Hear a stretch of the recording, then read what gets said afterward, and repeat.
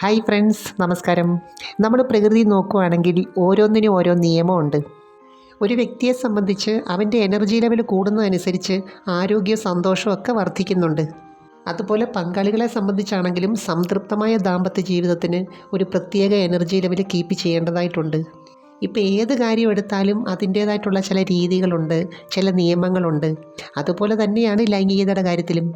അപ്പോൾ അടിസ്ഥാനപരമായിട്ടുള്ള ചില കാര്യങ്ങൾ അറിഞ്ഞെങ്കിൽ മാത്രമേ രണ്ടു കൂട്ടർക്കും ഇതിനകത്ത് സംതൃപ്തി കിട്ടത്തുള്ളൂ. അതിനു മുമ്പ് ഈ ചാനൽ ആദ്യമായിട്ട് കാണുവാണെങ്കിൽ ഒന്ന് ലൈക്ക് ചെയ്യണം, സബ്സ്ക്രൈബ് ചെയ്യണം, ഷെയർ ചെയ്യണം കേട്ടോ. പങ്കാളികളെ സംബന്ധിച്ച് ചില സാഹചര്യത്തിൽ സ്വാഭാവികമായ രീതിയിൽ നിന്നും കുറച്ച് വ്യത്യസ്തമായി ചിന്തിക്കേണ്ടതായിട്ടുണ്ട്. കാരണം ഓരോരുത്തർക്കും ഓരോ സാഹചര്യങ്ങളാണ്. ഒരു ഭാഗത്ത് പോസിറ്റീവാണെങ്കിൽ മറ്റൊരു ഭാഗത്ത് നെഗറ്റീവായിരിക്കും. അപ്പോൾ കിട്ടുന്ന സാഹചര്യത്തെ മാക്സിമം ഇതിനകത്ത് പോസിറ്റീവായിട്ട് ഉപയോഗപ്പെടുത്തണം. ഇപ്പോൾ ഈ ഒരു കാര്യത്തിനകത്ത് എല്ലാവർക്കും ഒരേ രീതി എന്നൊരു കൺസെപ്റ്റ് ഇല്ലല്ലോ.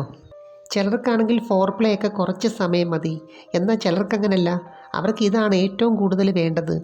അപ്പോൾ ഇവിടെയും ചില കാര്യങ്ങൾ ഓർക്കേണ്ടതായിട്ടുണ്ട്. ഇപ്പം നമ്മൾ ഏത് ഭാഗത്താണ് കൂടുതൽ കോൺസെൻട്രേറ്റ് ചെയ്യുന്നത്, ആ ഭാഗം പങ്കാളിക്ക് ആത്മവിശ്വാസം കൊടുക്കുന്നതായിരിക്കണം.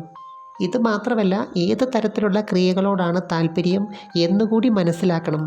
ഓരോരുത്തരെയും പെട്ടെന്ന് മൂടാക്കുന്ന ചില രീതികളുണ്ട്, ചില മെത്തേഡുകളുണ്ട്.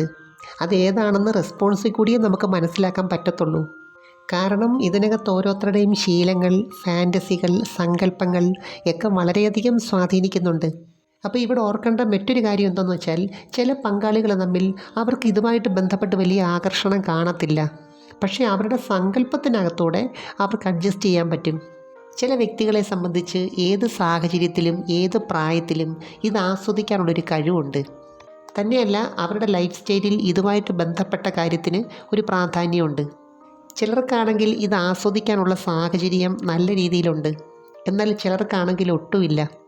എന്നാൽ മറ്റൊരു കൂട്ടരുണ്ട്, അവർക്ക് വലിയ സാഹചര്യമൊന്നും ഇല്ലെങ്കിലും അവരുടെ ആ ഉപബോധ മനസ്സിൻ്റെ ആ ഒരു പ്രവർത്തനം കൊണ്ട് അവർ സാഹചര്യം ഉണ്ടാക്കും. ഇപ്പോൾ ഏത് കാര്യത്തിനകത്താണെങ്കിലും ഒരു വ്യക്തിക്ക് മറ്റൊരു വ്യക്തിയെ തൃപ്തിപ്പെടുത്തണമെന്നുണ്ടെങ്കിൽ അവർക്കതിനകത്ത് ഒരാഗ്രഹമുണ്ടാകണം. ആഗ്രഹം മാത്രം പോരാ, അതുമായിട്ട് ബന്ധപ്പെട്ട ചില പ്രവർത്തനങ്ങൾ സ്വയം ചെയ്യുകയും വേണം. പുരുഷന്മാരെ സംബന്ധിച്ച് ലിംഗത്തിലേക്ക് എത്രത്തോളം ബ്ലഡ് സർക്കുലേഷൻ കൂടുന്നോ അത്രത്തോളം ആത്മവിശ്വാസം വർദ്ധിക്കും.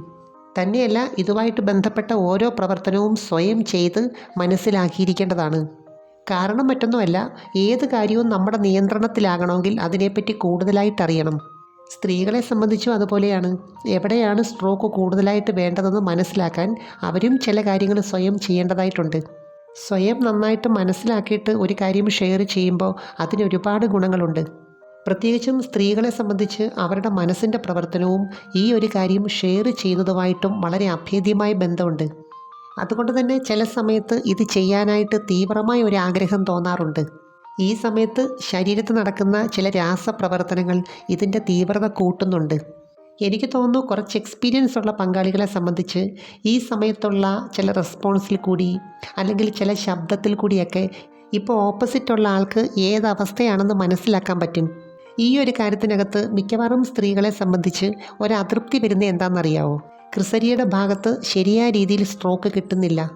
മാത്രമല്ല, സ്പീഡ് കൂടുതൽ വേണമെന്ന് ആഗ്രഹിക്കുമ്പോൾ അതും കിട്ടുന്നില്ല. അപ്പോൾ ചില സ്ത്രീ പങ്കാളികളെ സംബന്ധിച്ച് ഇതിനകത്ത് നല്ല രീതിയിലുള്ളൊരു എക്സ്പീരിയൻസ് കിട്ടിയിട്ടുണ്ടെങ്കിൽ വീണ്ടും ആ ഒരു രീതിക്ക് ഇങ്ങനെ ട്രൈ ചെയ്തുകൊണ്ടിരിക്കും. യഥാർത്ഥത്തിൽ നമ്മുടെ പല ഫീലിങ്സുകളും അത് നെഗറ്റീവ് ആയിക്കോട്ടെ പോസിറ്റീവ് ആയിക്കോട്ടെ ഒരു ഹാബിറ്റിൻ്റെ ഭാഗമായിട്ടാണ് കണ്ടുവരുന്നത്. ചില പൊസിഷൻ തന്നെ നോക്കി അറിയാം, അതിനകത്തൊരു അസ്വാഭാവികതയുണ്ട്, ഒരു രസമുണ്ട്.